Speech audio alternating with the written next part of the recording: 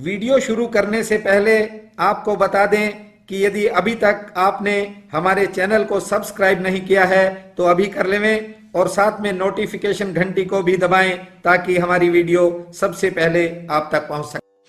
टूट गई डाली से डाली, उखड़ गई सांसों से धड़कन, ठूठ बनी रह गई कामना, उजड़ गई कसमों की कसकन, यौवन के फूटे अंकुर के पात हिले के हिले रह गए, उपवन की लुट गई बहारें, फूल खिले के खिले रह गए। बंधुओं, ये निज धर्म ऐसे सूत्र बताता है जो आपके जीवन में एक नया मोड़ आ जाता है। पहले तो ये समझना होगा कि ये जीवन क्षण भंगुर है और फिर भी हर आदमी इस पर भरोसा करता है। हमारे भरोसे की भी क्षमता अपार है और ये हमारा जो भरोसा है ये बहुत बड़ा चमत्कार है। हर आदमी सपने देखता है, देखता ही नहीं सपनों में उलझ कर रह जाता है। अभी बीते दिनों एक महिला कोई बड़ी सिफारिश करके मिलने आई। जानते हो, जब मैंने उसके आने का कारण पूछा तो उसने कहा कि बड़ी इच्छा थी कि मेरे बेटे का विवाह हो जाए। विवाह तो हो गया, लेकिन मैं सोचती थी कि हमारे घर के अंदर रामायण जैसा माहौल होगा और अब मुझे लगता है कि महाभारत से ज्यादा बुरी स्थिति हमारे घर की हो गई है। बंधुओं, घर गृहस्थी के अंदर लोग छोटी छोटी बातों को लेकर बेवजह परेशान रहते हैं। जो ये सूत्र हैं ये इतने बड़े हैं कि इन्हें सुनने के साथ साथ आप अपने जीवन में भी उतारा करो। जानते हो, सांसारिक बातों के कारण आंखें भी बोझिल हो जाती हैं।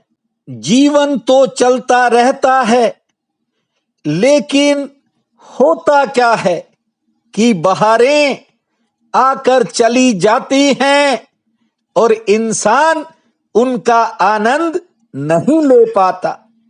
आज आपको बता देता हूं कि हर बहार का आनंद आप कैसे ले सकते हैं। ठीक से समझने का प्रयास करें। बंधुओं, लोग अक्सर उसी संबंध में बातें करना पसंद करते हैं जिस संबंध में उनको कुछ पता नहीं होता। मुझे कुछ पता नहीं है संसार का, मैं उस संबंध में बात करता हूं। तुम्हें कुछ नहीं पता परमात्मा का, तुम उस संबंध में बात करते हो। ठीक से समझिए इस बात को। बहुत लोग आते हैं चले जाते हैं, परमात्मा की बातें भी करते हैं, आत्मा की बातें भी करते हैं, मोक्ष की बातें भी करते हैं। तुम ये मत समझ लेना कि वे मोक्ष पाना चाहते हैं। मैं बहुत समय पहले सन 1981 के अंदर हरियाणा के गांव में रहता था। वहां एक सेठ आता और वह अक्सर राम राम करता था। वैसे मैं सबको खुश रहो ही कहता हूं, लेकिन मैंने उसको कह दिया कि तेरा कल्याण हो। जानते हो, बुजुर्ग पैरों में गिरने लगा। मुझे कहता, बाबा ये कल्याण मत करवाओ आप मेरा। मेरी बात को समझिए। लोग परमात्मा के लिए कहां कहां खड़े हैं आप भी जानते हो, मैं भी जानता हूं। आप क्या समझते हो? ये परमात्मा से मिलने की कोई आतुरता है? कोई परमात्मा के प्रति प्यास जाग गई है? कोई सत्य के बारे में जानना चाहता है? जरा भी नहीं। बात करने के लिए बात कर रहे हैं। अच्छी बातें करने से अच्छा प्रभाव पड़ता है। मैंने बहुत बड़े बड़े लोगों को भी जो ऊंची मचानों पर बैठते हैं उन्हें करीब से देखा है। लोग सोचते हैं बड़े धार्मिक आदमी हैं, अच्छी अच्छी बातें कर रहे हैं, और बातचीत तो हर आदमी कर लेता है। बिगड़ता क्या है? ना कुछ लेना ना कुछ देना।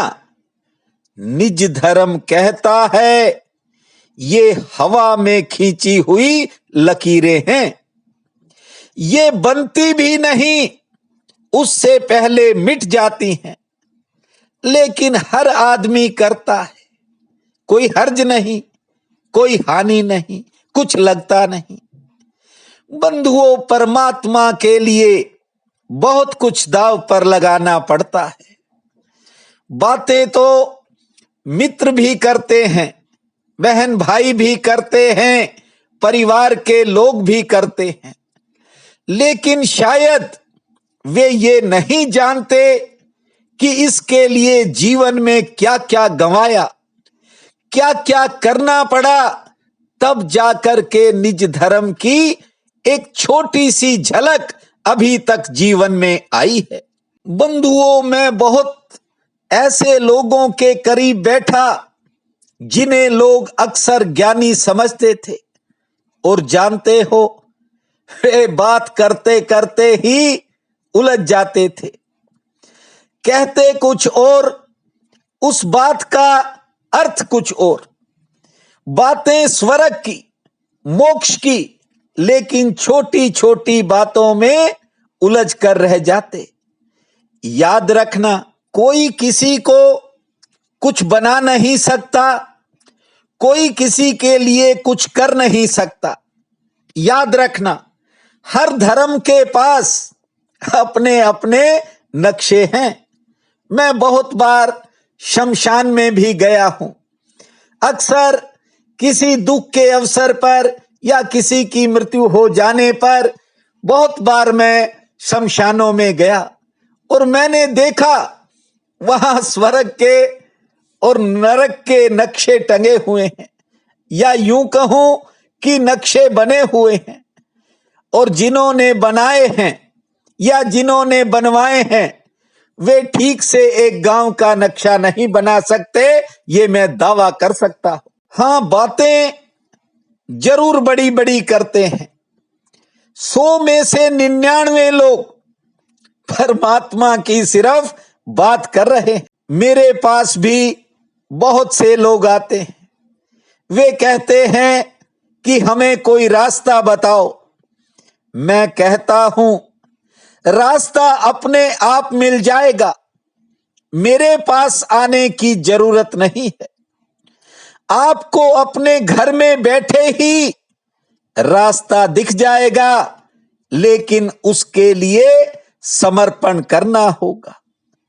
समर्पण कोई करना नहीं चाहता और सलाह सब लेना चाहते हैं, और इसी कारण दुनिया में जो सबसे ज्यादा चीज बढ़ती है उसका नाम सलाह है।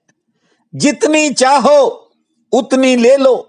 जरा सा कह दो कि मेरे शुगर है, आपको 15 इलाज बता देंगे लोग। बंधुओं, मैं ना तो कोई सलाह देता हूं, ना उपदेश देता हूं, और ना ही ये मेरा कोई काम है, ना मुझे किसी से कोई अपेक्षा है।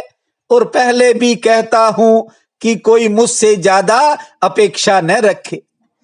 मैं तो केवल जो आप हो, आपको जो परमात्मा ने बनाया है, मैं तो उस दिशा में आपको ले जाना चाहता हूं। ये बात अलग है कि लोग उस दिशा में जाने से कतराते हैं और इसी कारण जीवन में भटकाव और अंधेरा बना ही रहता है। ना प्रकाश मिलता है, न ज्योति जगती है। बहन भाई कहते हैं कि आपको सुनकर के हौसला बढ़ जाता है, आपको सुने बिना नींद नहीं आती। ये आपका भ्रम है। मैं ये कहता हूं कि साहस आप में बहुत है। उसके अलावा जानते हो नींद क्यों नहीं आती? क्योंकि प्रतिदिन आप अपने आप को सुन लेते हो, और यदि कोई थोड़ा और ध्यान से अपनी आंख को खोल करके मुझे देखेगा, जानते हो उसी दिन परमात्मा का मार्ग अपने आप खुलता चला जाएगा। आज आषाढ़ शुक्ल पक्ष की एकादशी है। इसे देवशयनी एकादशी कहते हैं। उठते ही धरती मां को प्रणाम करना, 11 बार लंबी श्वास लेने के बाद 55 बार ताली बजाना, फिर पहले दर्पण में अपना मुख मस्तक देखकर फिर आसमान को निहारना, नारायण भगवान का स्मरण करके दिन के कामों की शुरुआत करना, और आज हो सके तो अन्न का त्याग कर देना। 4 फूल, केले का फल और एक हरा नारियल नारायण भगवान को अर्पित करना। सुबह शाम हनुमान चालीसा का पाठ करना और शाम को तुलसी माता के समक्ष एक जोत जलाना। हरि ओम भूमा भूमा भूमा भूमा, हरि ओम भूमा भूमा भूमा भूमा। इस महामंत्र को पूरे भाव से जपना, आपका पूरा होगा कोई पुराना सपना। प्रिय बंधुओं व मातृदेवी शक्तियों, आज 20 जुलाई दिन मंगलवार है। आप सबको मेरा नमस्कार है। आज का राशिफल इस प्रकार है। मेष, आज किसी खास सहयोग से आपका कोई पुराना रुका हुआ काम गति पकड़ेगा। आमदन के लिए दिन मध्यम श्रेणी वाला है। संतान संबंधी कोई काम बन सकता है। वृषभ, कारोबारी सितारे ठीक हैं, सेहत भी ठीक रहेगी। आज कोई नया संबंध जुड़ सकता है और किसी पुराने काम में सफलता मिलेगी। मिथुन, आमदन के लिए कोई नया साधन सामने दिखाई पड़ सकता है। कोई नया अवसर मिलने का योग है। सेहत ठीक रहेगी। कुछ नए खर्च भी सामने आ सकते हैं। कर्क, अचानक आपके कार्य क्षेत्र में आपकी भागदौड़ और व्यस्तता बढ़ सकती है। संतान संबंधी कामों पर खर्च का योग है। व्यापार के लिए दिन उतार चढ़ाव वाला रहेगा। सिंह, आज उतार चढ़ाव भरा समय रह सकता है। आमदन के लिए दिन ठीक है। सेहत ठीक रहेगी। किसी की कोई बात मन को भी घेरेगी। बिगड़े किसी काम में सुधार का योग है। कन्या, मन में विचारों की अचानक उथल पुथल हो सकती है। कोई नई योजना बनने के योग हैं। सेहत पक्ष आज थोड़ा विपरीत है। कारोबारी सितारे ठीक रहेंगे। तुला, कार्य क्षेत्र में काम का बोझ ज्यादा रह सकता है। सरकार से संबंधित किसी काम में कामयाबी मिलेगी। आमदन के लिए समय ठीक रहेगा। किसी करीबी से विचारों का टकराव हो सकता है। वृश्चिक, किसी विशेष काम में आपका समय खर्च होगा। दूसरों के काम में भी हो सकता है। आपका खुद का काम प्रभावित होने के योग हैं। सेहत ठीक रहेगी और रुका काम गति पकड़ेगा। धनु, किसी परेशानी से कुछ समय मन में बेचैनी रह सकती है, लेकिन सेहत ठीक रहेगी। कारोबार से लाभ भी ठीक होगा और किसी बिगड़े काम में आज सुधार का योग है। मकर, आज कानून, जमीन व दुकान से जुड़ा कोई काम बन सकता है। दिन भाग्यशाली है। साथ साथ दोपहर बाद किसी करीबी से कहा सुनी का भी योग है और कोई ऐसा काम बनेगा जो आपके मन में खुशी लाएगा। कुंभ, नौकरी पेशा लोगों पर काम का दबाव रहेगा। कारोबारियों को लाभ ठीक मिलेगा और सभी काम आसानी से निपट जाएंगे। घर में कोई सेहत से जुड़ा खर्च हो सकता है। आमदन के लिए लगभग दिन ठीक रहेगा। मीन, संतान संबंधी कामों में, लेन देन के कामों में आज कोई बड़ी राहत मिल सकती है। किसी अपने करीबी से मिलन का भी योग है। यात्रा जो है आपके लिए ठीक रहेगी और आज किसी रुके हुए काम में गति आने से आपका मन प्रसन्न होगा।